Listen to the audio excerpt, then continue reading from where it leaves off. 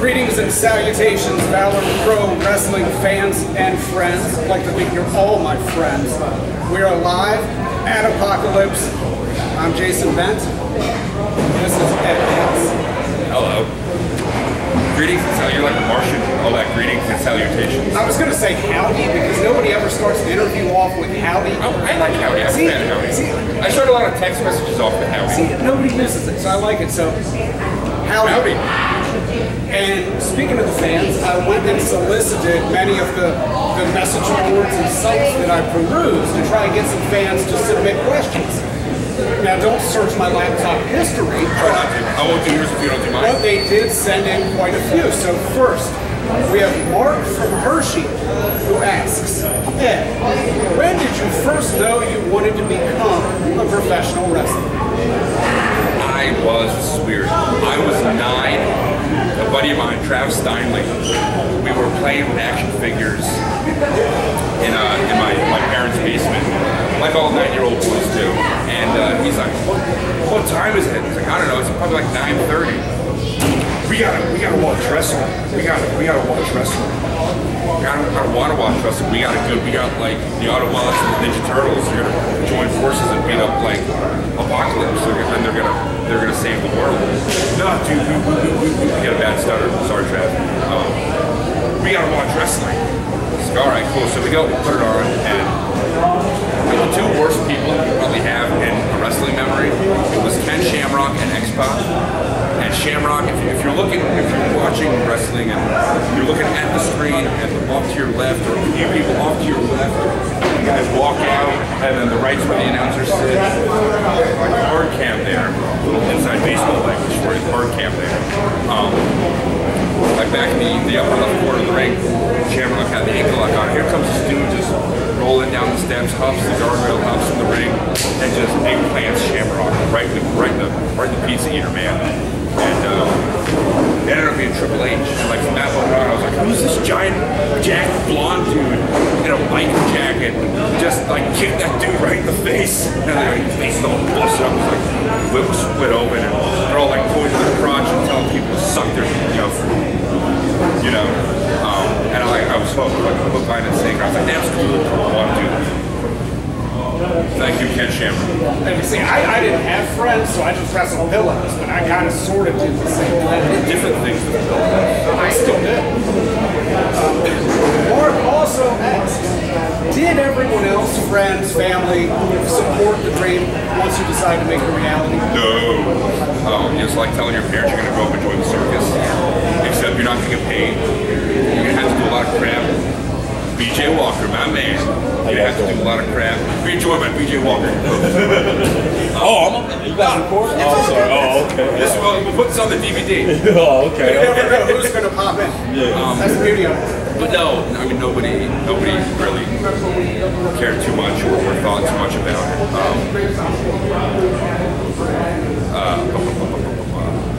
I mean, once I started to travel a little bit more, and my folks could see things pay off, and that I wanted to do it. They'd come to a couple shows, but I mean, no. I didn't go with daddy issues or anything like that because of it, but it's a weird thing to tell your folks, like, hey, I want to do this thing where I'm not going to make any money. I'm going to put my hands on the line. I'm going to travel late. I don't have a huge, awesome record with late night travel. Although I think I am 0-1 when I live. But it's tough to tell your friends and family, like, hey, I'm going to do this thing, not make any money, travel all over the place, not be able to hang out with you guys. What do you think? Sound cool? So it wasn't met well, I'd say. That's the short answer, Mark, from Hershey. Short answer.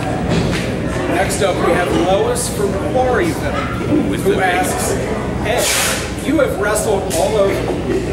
Where's the most exotic place you've been?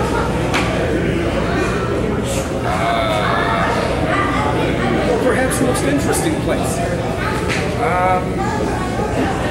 Wrestled in Tennessee. I don't know if you call that exotic, but it's definitely interesting to see how different. I mean, from up here, people are so used to, and it's different. I say up here, like PA or New York, Red Lion now, but we wrestle in New York, which is like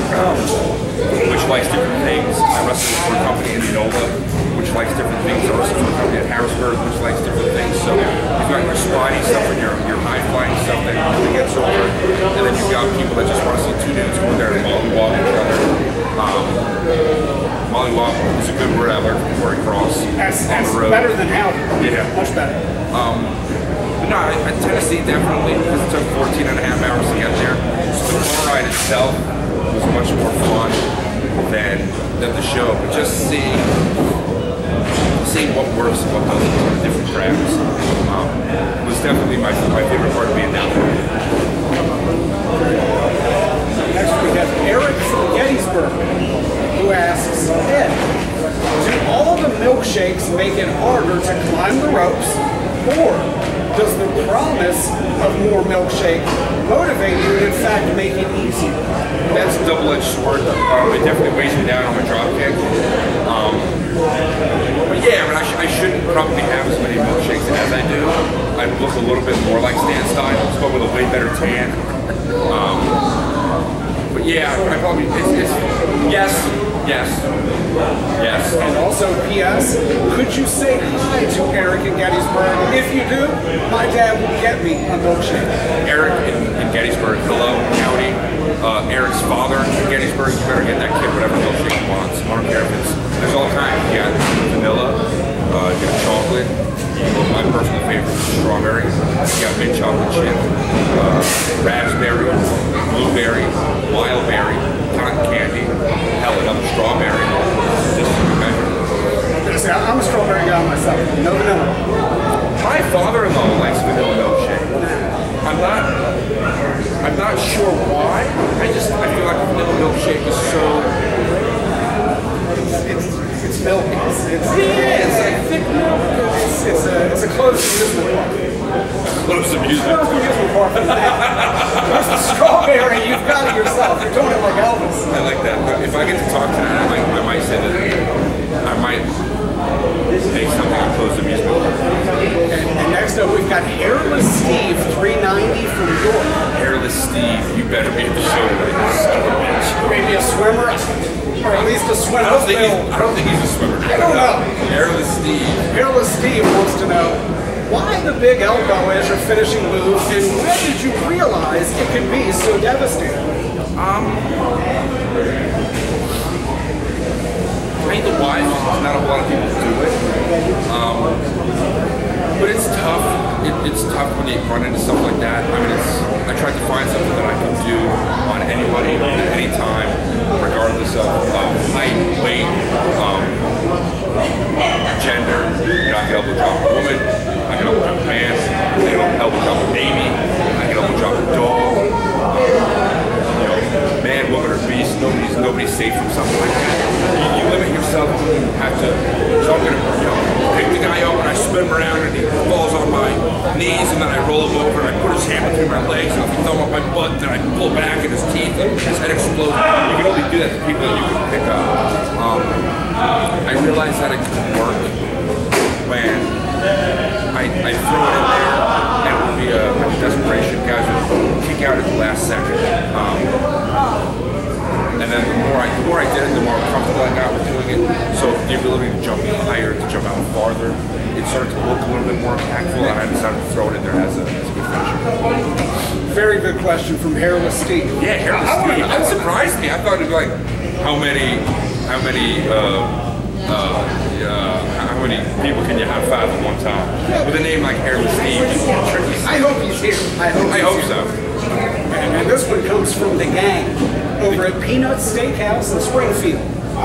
Never been there, but I'm sure it's fantastic. Any place that serves steak is good. They have to be. You can ruin a steak, but you can't ruin the idea of steak. Yeah, I feel you. They ask, did you ever contemplate using brick or waffle as a potential nickname? I think I know this guy. Sure has a nice ring to it. Well, it's funny. I had an uncle that came to see one of my shows, and he thought a good nickname would be a word that rhymes with mint but begins with sh. And then crazy, but I out of his gym. Ironically, I went out and got brown trunks made as a result of that. But no, I never considered it. And Peanut Steakhouse. Sorry, Peanut Steakhouse. Send us some coupons, some vouchers. My bad, brother. Try the steak. Next up, we have Carlito of Lisbon asks, ¿Por qué voce este tomando o lugar de Hugh Laurie de no. This is Ed House Wrestler. We're not talking about House TV shows anymore. I'm sorry about that. No. Like I say, I got questions from all over. And I was going to say, came from Portugal, so I kind of felt like I had an idea where that was going. I was probably absolutely correct. Hopefully he still watches.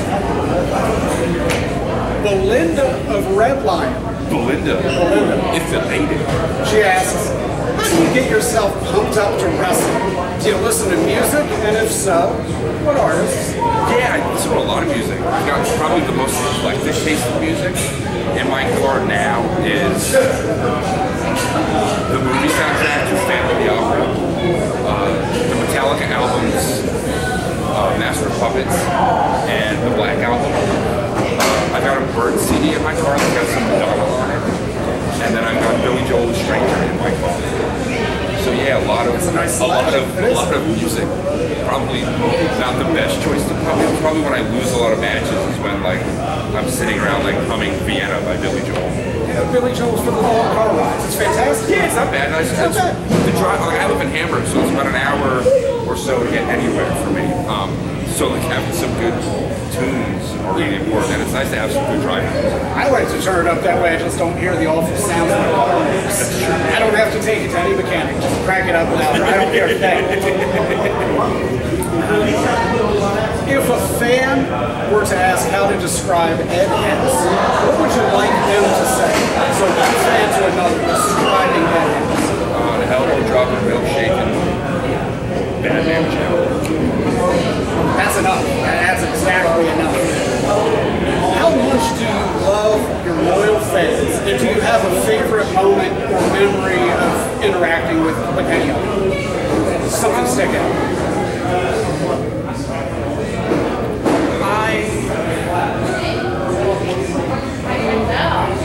Yes and no. I mean, I don't have like actually groupies. You know, a lot of rats, no groupies. Hey, Hairless Steve. Hello. You might be here tonight.